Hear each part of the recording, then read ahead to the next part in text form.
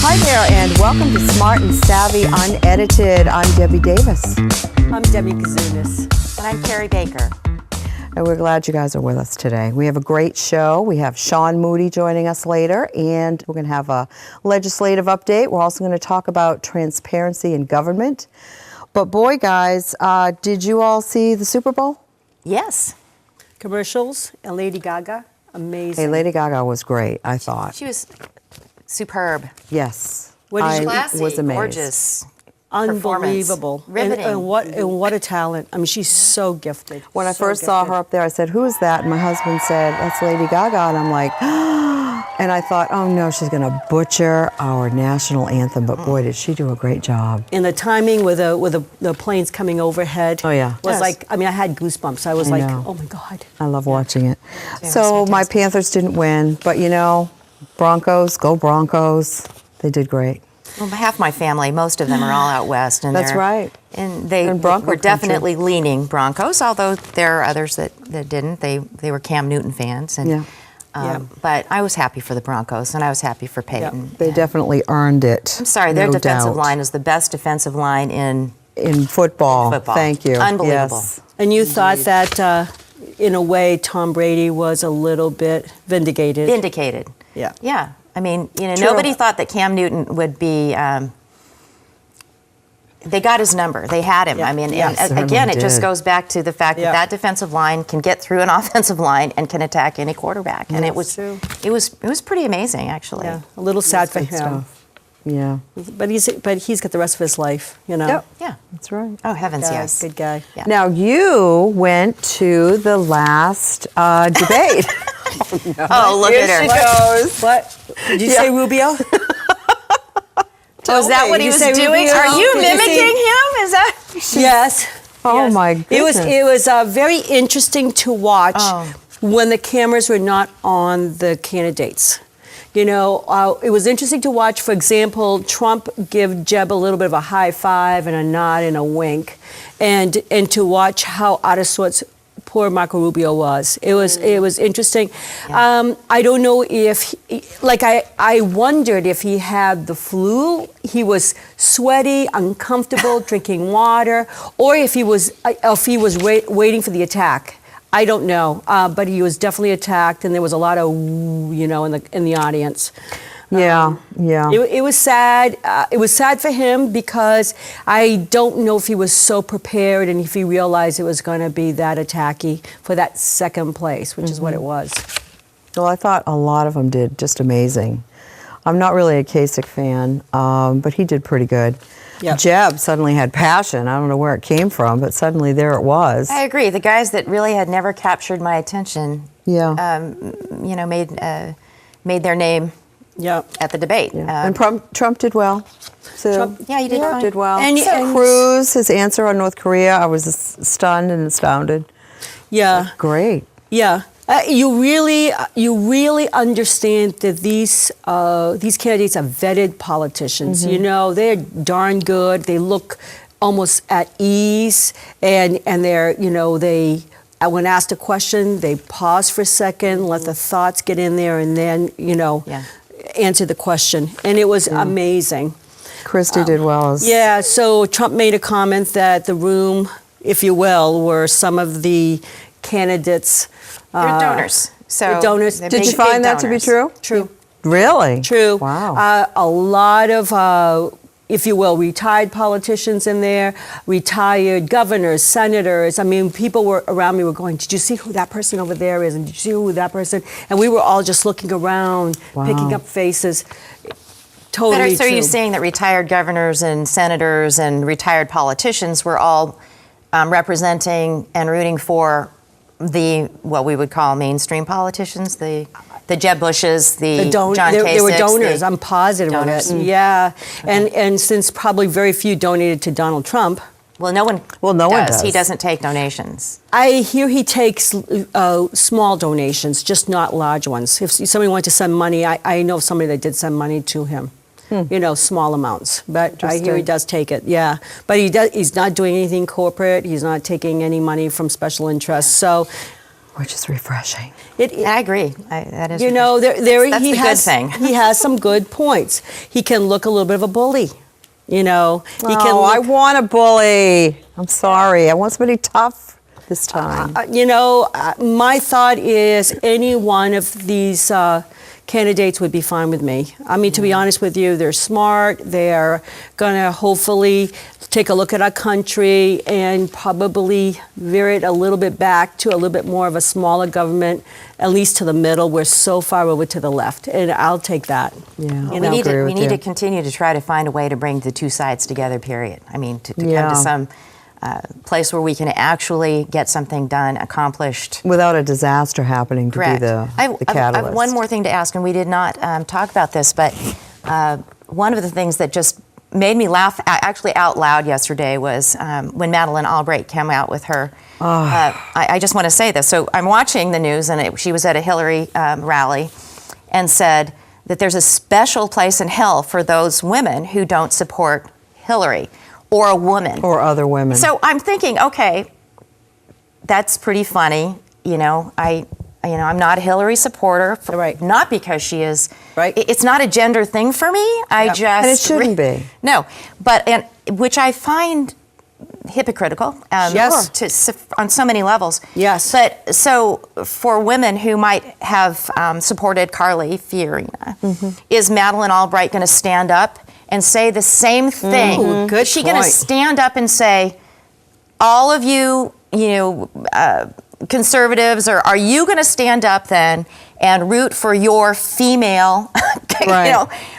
And no, does she's that not make gonna do any? that. It just makes Good point. it makes no sense, and it's always disingenuous when anybody starts playing a gender card, a race card, or anything. I have had I am up to my eyeballs. We all with are. all of it. Yeah. By the way, I did you hear just what- want to pick somebody that's going to be a, Did you hear what a great Gloria leader. Steinem said?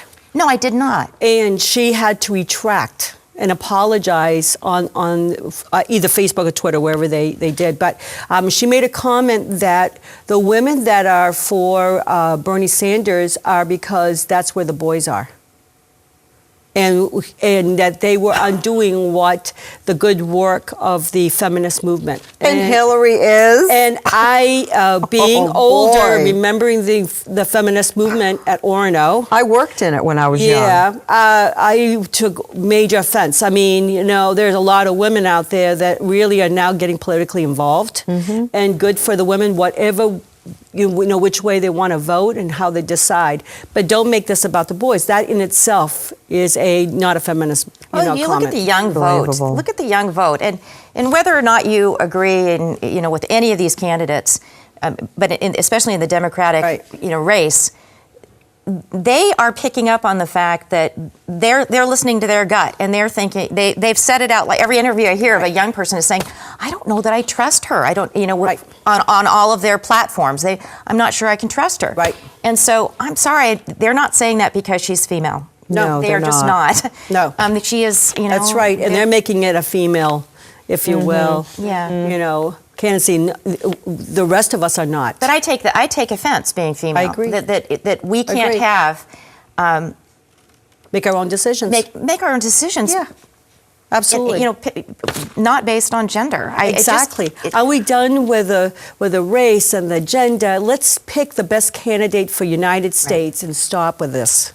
Look, all I see are Jeb Bush and Hillary Clinton's candidacies bringing forth old dinosaurs to help boost them forward. And I say to that, been there, done that, Let's not repeat. move aside. Yes, I agree. That's it.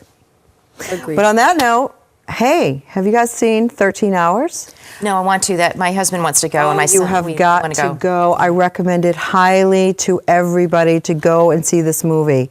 It is a fantastic show.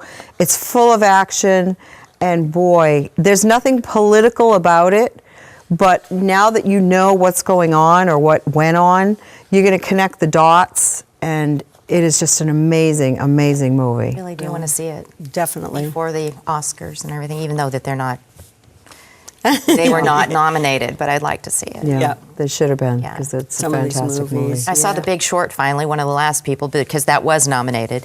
Yeah. And it was a very interesting movie.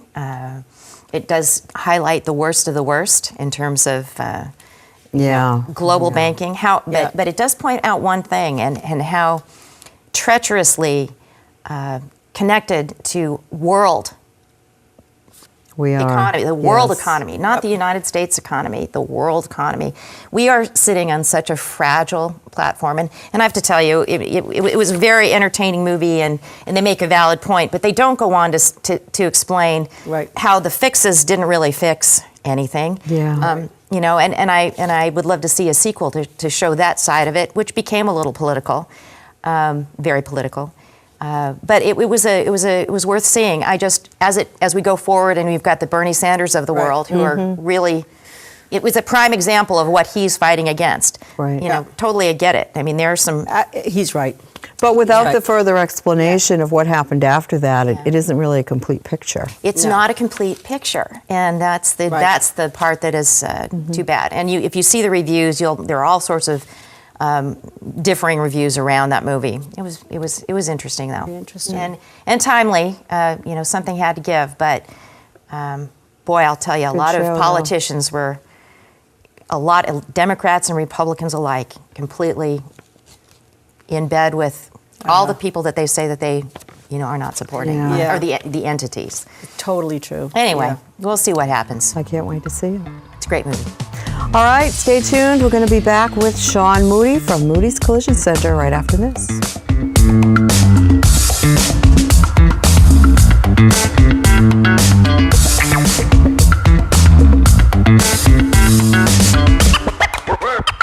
Welcome back to segment 2.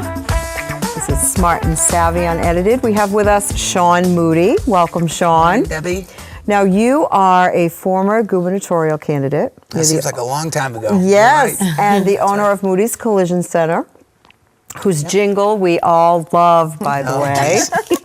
Yeah, it's supposed to stick in your head. That's the idea of those And it jingles. I does. guess it does. Even if it annoys you, right? It sticks in your head. It's fantastic. How long have you been in business? You know, honestly, it's creeping up on them. It'll be 40 years. It's 38 years. Wow. Can you believe it? That's Congratulations. A long time. Yeah. That was when you started 10? I mean, really? Yeah, 17. Yeah. 17. Probably 17? maturity-wise, I was 10, but physically I was 17. Tell us about how you get started. Well, I you know, it's interesting listening to you ladies here talking about football and shop and, you know, politics and all that. My mom raised the three of us, my brother, my sister, and I, as a single parent, cut hair, raised in Gorham, and so I have a lot of appreciation, respect for women in general. Just always have. We got a lot of good women that work at Moody's. So I just had a, you know, passion for cars, muscle cars, hot rods. Yeah, And- vroom, vroom. Yeah, you see the shows. It's interesting. You see the shows on TV today, like Monster Garage and all that muscle cars. That's kind of that's what our life was back then. Wow. So started tinkering in Mom's garage at, you know, at about 14, 15, and then migrated up the street. There's a Corvette repair shop up there called Ron's Corvette Center. I worked there after school, and I actually participated in the co-op program. It's interesting. We just brought that back into Gorham High School because they hadn't offered it for 25 years. And what is the co-op program? The co-op program allows you to work, go to school, and actually get credit for it. Probably the thing that kept me in school, to be honest with you. Because So that was called the work had a study business, you know. program when I was in school. Yeah, Work probably study, did. yeah. Industrial arts? Wasn't it like industrial arts? Well, kinda? no, it was really an employment opportunity. Oh, I happened to okay. be self-employed, but most people work at a respective That's fantastic. job, whatever, and you got credit. So you get the cheap lunch, get out of school early, and off you go. Go get them. That's what So that got me going. You know?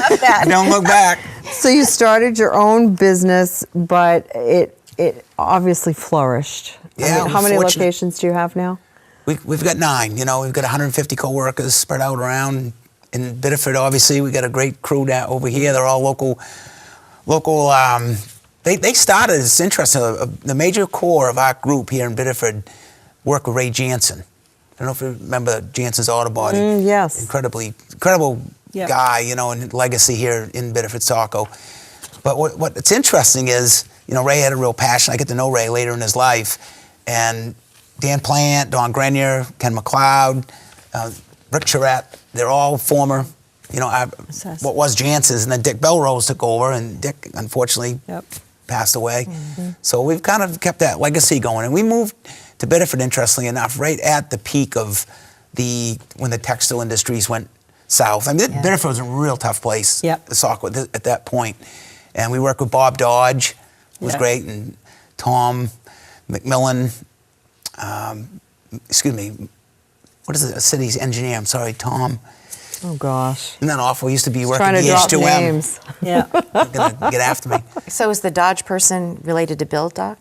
No, Bob Different Dodge, actually, he's passed away too. He was the economic development director at that time. He's the one that really brought the build out that you see over on 111, with Home Depot, Kohl's, started kind of rebrand and reinvent Biddeford because it was a real mill town, blue collar, Absolutely. and then kind of migrated to retail. So, but one of the things I think it's important if people out there are in business and they want to open up a second location, one of the things that I think why we've been successful, Debbie, is we'll actually get folks from their respective communities. So in other words, Don Grenier, Ken McLeod, worked with us for a few years prior to building the new shop here in Biddeford. And if you get people from the community to run the facility, they've got a vested interest in the community. They live here, they work here, their family is here. Makes a big difference. Yeah. Oh, that's They're great. committed.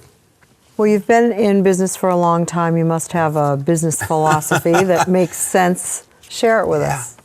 Well, we ran out of ways to do it wrong. After all. That is beautiful. No, I don't know. I guess when I was a kid, I mean, I had that typical, nobody could do it faster, nobody could do it better, kind of get out of my way, let me do it. I was young, I was immature at that period of my life. And then the older I got, as I started maturing in my early 20s, I recognized the value of others and their contributions. So hiring new coworkers into the field as our business, the customers kind of demanded that. It just taught me, I think, a lesson in humility. Is like, there's a lot of good people out there, and I wasn't as good as I thought I was, So, and I think that migrated into just really seeing the impact that you can have on customers, your coworkers, and the respective communities in which you operate. It's very, very gratifying. We've been fortunate. No major setbacks. I haven't been divorced. My wife and I, Chrissy, have been married for almost 30 years. I love that. Congratulations. Yeah. So being self-employed, I'll be honest with you. There's some people, they get on booze, they get hooked on drugs, they start messing around. I mean, there's a lot of things can go wrong. People get a little money in their belt. I've seen it. So. Well, I can't imagine anybody wanting to divorce you. Oh, geez, thanks, Deb.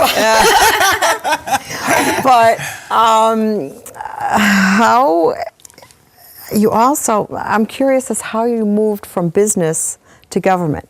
I mean, to be a candidate. What was that transition like? It's kind of like a lightning bolt. I mean, I didn't, a lot of people in small business do not get involved with politics, not because they don't know what's going on, they don't care what's going on, but they don't want to put themselves out there, right? If you have a diner or whatever, and politics is passionate. You mean for fear of retribution from patrons? Customers. That's right. The customer base. You can't. That's right. If you have, Yes, I totally understand Right? that. I mean, you guys. I had my own business too. Right. And very difficult. And being in the medical field, I can tell you that's exactly true. People sit in my chair and they go, you're involved in politics and you are Republican and you're like, well, you try to you sugarcoat it a little bit so that you don't offend anybody. Right? That's I show up to a meeting here and there. Don't tell me you're running the Republican Party, really. But. Exactly. Yeah. Which she does. Yeah. Right. Right. But it's absolutely true. When you're working with the public, you want to make, and especially as a business owner, you want to make sure you don't offend. Yeah. And you want to make sure that you're always kind of in that middle, even though we all have very strong opinions. That's right. And that must have been what happened. So lightning bolt. Well, the lightning bolt was I was watching the debates with now President Obama and I think it was John McCain back then. This is what hit me. It was like when this financial crisis started to emerge, right? Right. This all the timing was all in that I fall. opened my firm. Yeah, it was the economy. So. Yep. Again, based on somebody that's, like 30-something years in business and paying attention, I heard them both of them say, well, we're going to tax the rich, right? And 98% of the people out there wouldn't disagree. Okay, let's tax the rich, get it out of them. Right. So I'm thinking, okay, when are they going to say they don't let the average person out there understand that? Like my wife and I, our income or our profit from the company, Moody's, flows through our personal tax return. So if you look at our tax return and say, oh my God, they made all kinds of money last year, but our payroll, our payroll last year was $7 million. Wow. So $250,000, right? If you earn over that. See, that was the most amazing. Who picked $250,000? Because I totally remember the same sitting there just as you did, and hearing also that President Obama was going to immediately raise the federal income tax by 3% immediately. And being in a state of Maine where I know that you'd been in business a long time, you're already paying some of the highest employer taxes in the nation. Right. That's right. In the nation. That's right. I mean, it's a very highly taxed state. And That's right. so I can feel your pain. So I took it right to heart. It's like, well, okay, let's say Wall Street, the major corporations, the banks, right, are really what's driven the economy off the cliff. That's right. And they don't look to the small business person, people across this country and middle class America, to pay it back. And I knew it back then, and what's happened? Absolutely. It was like That's a exactly crystal ball. Yeah.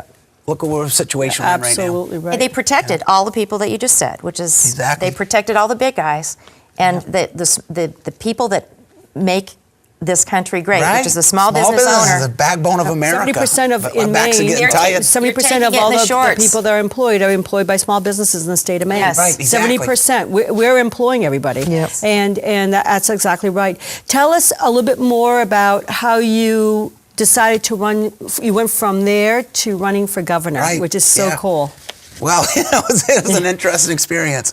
No, I think I just, I said, like a lot of people, you get that point in your life, it's like, we gotta get involved, you just can't sit back and watch kind of what did go on, and it did go on. I don't know if I could have done anything to prevent it. That was more on a national level than here in the state. But the state of Maine was gonna really be in tough shape, let's face it. Yep. We were kind of the last spoke in the economic wheel up here, and Maine people work so hard. So, I got involved, and it's interesting is a lot of the things that we did, I mean, if anyone wanted to know how not to do it, I said Governor LePage, and I could tell someone running for office, I can tell you what not to do. That was the way it went. We get in late, no real political name recognition, and we banded together a group and ran a statewide campaign. But a couple of really, looking back on it, lessons learned that I had. Number one, getting in late into the race, okay? People typically make their mind up who they're going to support.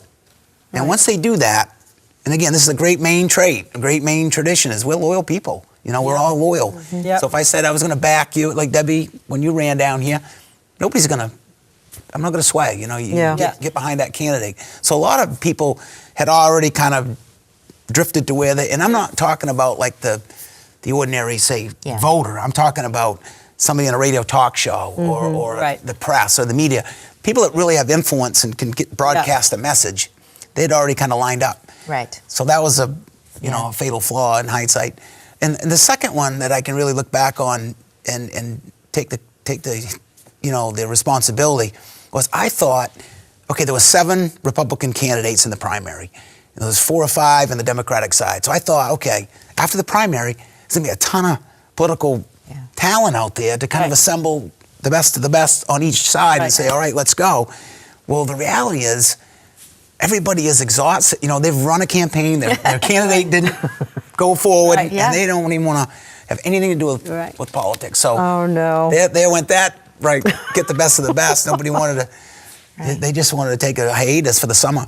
So by the time we really got going, it was mid-July, end of July, and there was one point, Senator Mitchell shared polling data at a debate.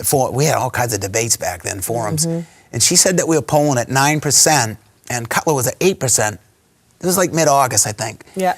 So again, if I had known how critical that information was, and shown us maybe as the independent that was gaining ground, and I didn't know enough to do that, to leverage that information, Cutler ran again, if you run a poll, we can influence obviously how the questions are asked. Right. Yeah. And he ran a poll, and they printed it, which is interesting, on the Portland Press Herald. And he had the backing of the Press Herald, which is powerful, really powerful, those newspapers. So that's why I get in. I really felt I could make a difference having, you know, the business experience that I had, raising a family, you know, being kind of just a true Mainer, you know, knowing the pulse of the people, but got caught up in the political machine. rototiller, you know. What's Not the interesting? faint of heart, and I don't think that you're the faint of heart. I think it's just completely mind-boggling once you entered it. You entered the giant can of worms. I mean, he jumped right into it, going into the gubernatorial race. You didn't start with, you know, House of Representatives or state senate. You went, boom, let's go right to the top of the state. And I wouldn't feel so badly about a candidate running that was endorsed by that paper or others, because honestly, Mr. Cutler was endorsed by some very big Democrats too around, and I would see it all the time. It was a very interesting race. That race was a very interesting race. We had the former head of the GOP, Mark Ellis, and I tried to talk. I said, Mark, seriously, think about this. I don't know the political repercussions, and he said, no, I feel strongly about this. You know, so the former head of the GOP came out. So we had some critical endorsements of people that got in our camp, you know, over a period of time once I get to know what we stood for and what we stood on the issues. But you know, it was a great experience. It really was, and there's so many good people out there in Maine working so hard, and it's really just why does it have to be this tough, you know? Yeah. Well, you are staying in the political world, so to speak. I mean, you're always listening and talking with people. You're on several boards of directors for the university system, correct? What do you think about government and transparency? I know that I've heard you talk about this before on the Ray Richardson show, and you had some interesting things to say. Well, in our own organization, just for people to know what our background is, back in the 90s, we introduced what now is termed as open book management. So on a quarterly basis, we take 10% of our after-tax profit and share it with our coworkers at each respective location. So everyone has autonomy in how they operate, with Biddeford, or South Pole, and Gorham. And as part of that, we share our revenue, our profitability, our what we say KPIs, key performance indicators, all the metrics that help us run our business successfully. So everybody, whether you were hired the first day, we open our books. This is what we made, and this is how we're going to share it, and this is how we're going to reinvest it. Incredibly powerful, incredibly powerful. Everybody at Moody's gets a key to the building. You know, when they first start, this could be an 18-year-old right out of high school. Wow. They get a key to a multi-million-dollar facility with the tools and equipment and everything. So we have a lot of faith, a lot of trust in people, and that transparency, it allows them have access to the same information. So when you want to make an improvement in a respective area, they get it. They're on board with it. They welcome it. Right. Versus resist it, be skeptical. It's not our fault. It's paint department's fault. You know, whatever. There's a lot of finger pointing when you don't have transparency. Let's face it. Yeah. So here's an interesting viewpoint. When you look at the Occupy movement, the Democratic Party kind of, right, that's their stronghold, with Bernie Sanders saying, okay, Wall Street's corrupt, blah, blah, blah. I think there's a lot of Americans that would agree with that. Mm-hmm. But on the other side, you get the Tea Party. Said, hey, the government's corrupt. Mm-hmm. Right. And what my viewpoint is like they're fighting the same battle. Right. They're both at the table. The average American person, small business, working 10 to 12 hours a day, we're not represented anymore. So once those, you were talking earlier about what's it going to take to get this country moving. That's my deal. When those deal. two entities say, give it up, let's go. You know, quit hanging on to this ideology. Right. We gotta wipe the slate. But I so love hearing that. That just gives me hope. If there were a whole bunch more Shawn Moody's out there, that's me. I mean, you know, we all have our own ideology, our own moral compass, our own whatever drives us. But as a nation, you know, I mentioned, I think in the last show, that what was going on in the last 8 years, or what has gone on from a political standpoint, has just divided the country. More than ever before. So true. Right? I mean, totally even more agree. than when you ran for governor. Now we've seen it just exponentially go. Polarized. Absolutely. And I think that's why Trump has some appeal, because he's just doing what he's doing. I'm going to tell you, I'm just not a fan. Sorry, Trumpster. Yeah. But I get it. But need to find people who are willing to talk, because I'm willing to talk to somebody who is a Bernie Sanders fan. Because I can actually relate to some of their gripes. Problem is, I don't agree with the solution. Right. So, I have some ideas for solutions that are more fiscally responsible, conservative, and I don't even like to use the word conservative because it's so it's alienating. And, but if we just kind of got rid of all those words and said, okay, we still have this American dream. How can we both get there? How can we build the middle class again? And there is 1% that really does exponentially have the money, and that's not a millionaire. It's not even a billionaire. We're talking about, Big and then the rest of us need to find a way. So anyway, I just love that. No, We need to come together. And here's an interesting point. If people would say, when I ran, well, I can't figure you out because I've never belonged to a political party ever in my life, and never wanted to. And when I was 18, I looked ahead and I thought, why would I want to choose sides? So it wasn't that I couldn't get behind something. I'm as loyal, as dedicated person you're ever going to want to meet in your life. But I don't want to get on a team when I can't, do what we got to do and see both sides. I want to circle a problem. I don't want to just look at it from one perspective. Right. I just don't fit in a mold. I just don't, from the Republican platform, you go down and tick, tick, tick, tick. I don't agree with all of it, and not on the Democratic platform either. So that's why I became a registered independent. And I was a registered Republican, but I realized that I just don't agree with everything, and I felt disingenuous. Right. Yeah. If it's not. So, but it doesn't mean that I don't. I mean, I do definitely. So I know you have a lot of passion. I'm a fiscal, You do. more Yeah, fiscally so concerned. I just really want to see it work. These are important issues. Right. What's your so? All great points, and I think all three of us are in total agreement that we need more transparency and more understanding. Who do you believe now has caught your eye? And who do you believe out of the candidates, presidential and I think presidential at this point? How do you feel about the candidates out there, and who is really kind of? I envy you guys. You're at the debate. That would be an incredible experience to see. Bucket like you list, said, right? the off-camera. That's when we had those forums and debates. The first ones, the kind of live television ones, but they would put us in separate rooms. They didn't want us to talk to each other. They almost kind of like cage us. Really? When I say they, whoever's hosting it, typically formatted it in a way that they wanted to create some anxiety, put it that way. Yeah, they didn't, So I'd get water for a candidate, or I really got along good with the candidates and their wives and respective teams, parties, whatever. I just didn't get caught up in that whole thing. To answer your question, we look at today. I really like Ben Carson in terms of his, the way I like people. I think when you get to that level, you've got to be a strategic thinker. And too often, people that can kind of like a Donald Trump, for example. He comes across as a shoot from the hip guy, flavor of the day. That's dangerous. You've got to have somebody that can step back, assemble the right team. I agree. And let's, what if we do this, what's that going to cause? Action, reaction, cause and effect. Government is horrible at doing that. Yeah. They go forward, they forge forward these initiatives, and then like the Affordable Care Act. Who doesn't want everyone to have insurance? But the reality is, it's been a nightmare. It's a nightmare. Let's face it. So, the website, the whole thing's.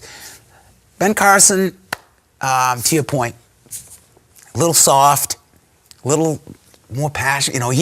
I don't know who coaches him, who he's got on his team, but I don't think he's doing himself any favors, to be honest with you, as a candidate. He is just going to be true to himself. Yeah. Wherever that takes him, it may not be, very much further along, but he is going to stick with he's going to be true to himself. Yeah. So he'll sleep well at night. He will. I mean, He's a good guy. Yeah. He's good. Yeah. But On the Democratic side, I've listened to Bernie Sanders speak. We're an ESOP company.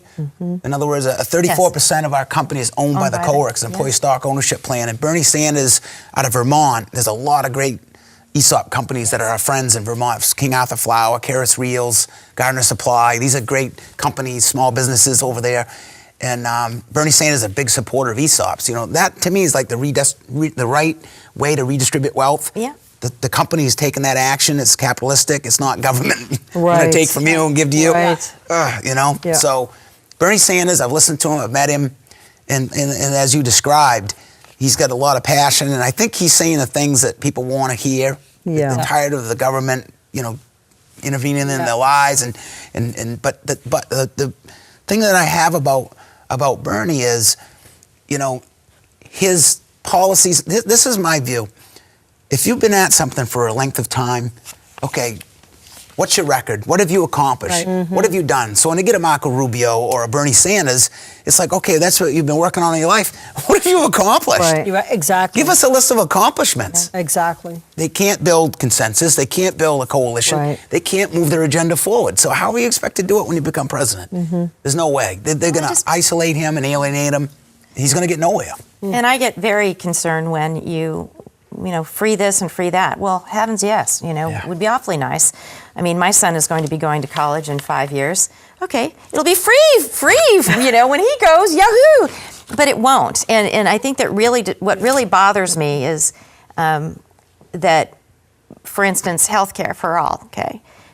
We need to fix this. This is a big broken system, and I have some ideas that would probably make my former insurance colleagues upset. So insider right here, insider. That's the best. But I'm going to say that it's disingenuous to say, that we can just dish out Bernie Sanders, plan, which is healthcare for all, only in that it doesn't take into consideration the 1.3 additional million more a year. It's greatly underscored.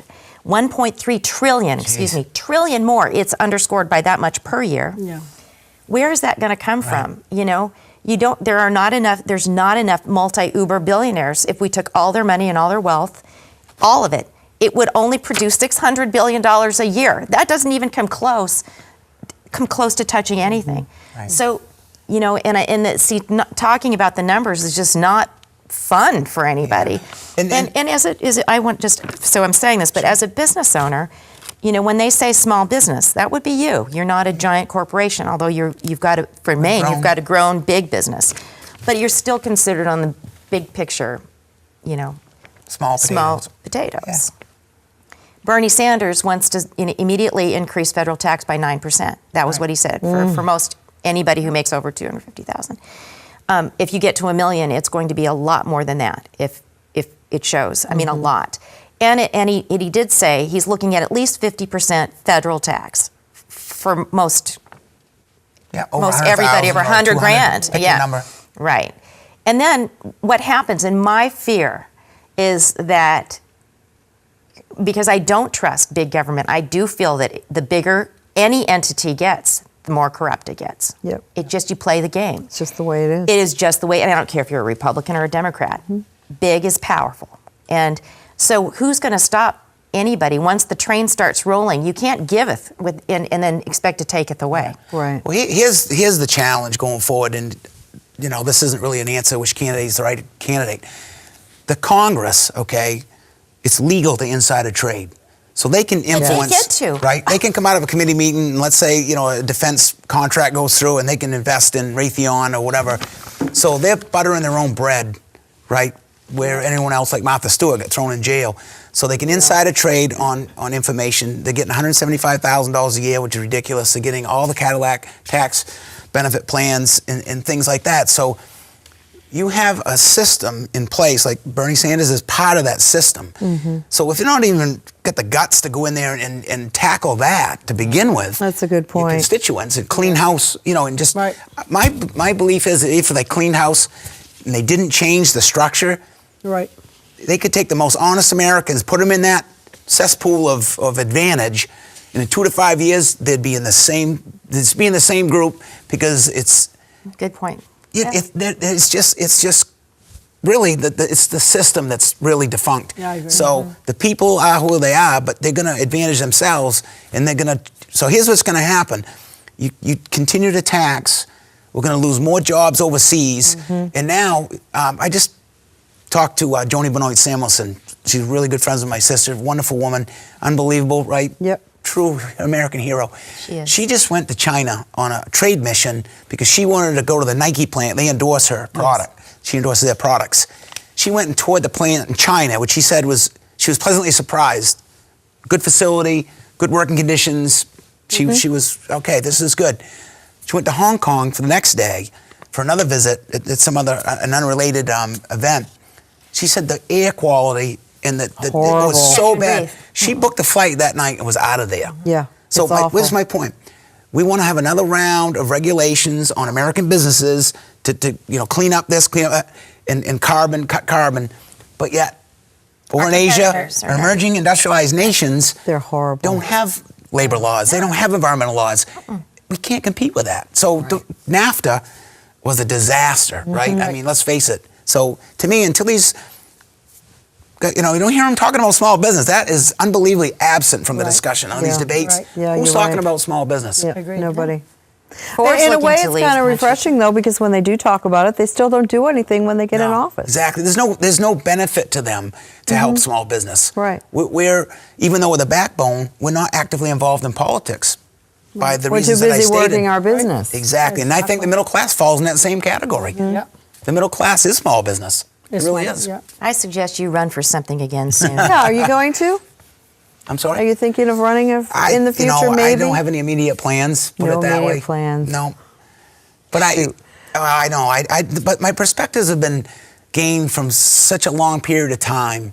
And the way I look at things is probably different. When you first hear me talk about something, it's deep, and I understand how all the moving parts, put it that way. Yeah. And it all boils down to Congress can actually legislate their own pay raises, right? Yeah, I mean, know. all these things are just wrong. It's like It is wrong. and It's Americans should be really paying more attention and putting more pressure on those elected officials to hold them accountable. And that transparency, like you talked about, Debbie, that's why they don't want transparency. Yeah. If people only knew, that they would. You guys do. You pay attention and you're passionate about it. Yes, but we don't sleep at night. That's the reason for the big bags under the eyes. Yes. No, I mean I'm optimistic about the future. America's an unbelievable country. It That's is. because our people make it so. Exactly right, Debbie. Not our legislators, our That's right. people. So if they can ever get together, right, the Occupy movement and the Tea Party, and just kind of swallow their pride a little bit and say we got to do what's right for the American people.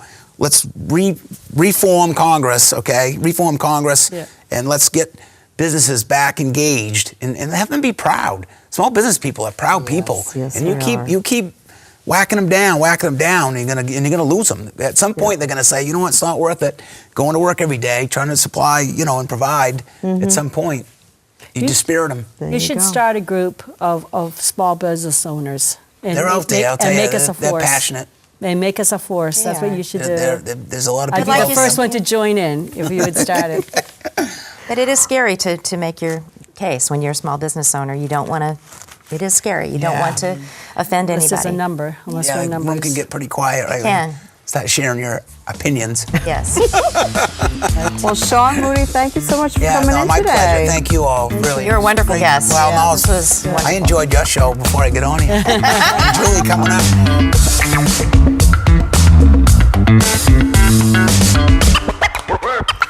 Welcome back to Smart and Savvy Unedited. What a great guest Shawn Moody is. I've never met Shawn before, but of course heard so much about him.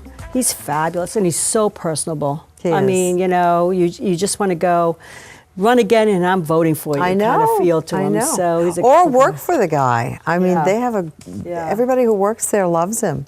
Yeah. Salt of the earth, Yep. straight shooter. There If you there were go. more Shawn Moody's, if we could clone him, we would get a It would lot be accomplished. Yeah.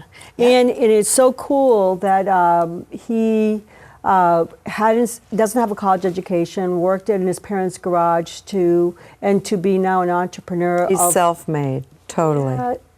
amazing. We need so many more people like Shawn Moody. Yes, we do. Yeah. So Well, gals, you're heading out to Idaho for a I little sure while. am. Good. Yep, to celebrate Little 8, my mother's 89th birthday. Oh, nice. And I'm very much looking forward to that. I hope that the snow stays away so that I Yeah. can get out There you and go. have my week there in Boise. We'll have fun. Safe Thank travels. you. Thank you. And I didn't add this at the beginning of the segment, but I have a picture of me and Melania. Melania. That's right. Yeah, Melania. Melania It would be Melania Trump, for those Yes. who don't know who that is. Yes. She's probably wears clothing about, I don't know, about the age of when I was 5 or 10 maybe. You mean the size? Yeah, size, yeah. Not the style. But when she stood up, I kind of tapped on her shoulder and she stood up. Honestly, it was like, it was that tall yeah. and thin and very personable. I mean, so I'm embarrassed to tell you, here I go to the presidential debates and I got a picture of Melania. It's crazy. That's She knows who the important people are. Exactly. Good job. Well, guys, have fun. We will see you next time on Smart and Savvy Unedited.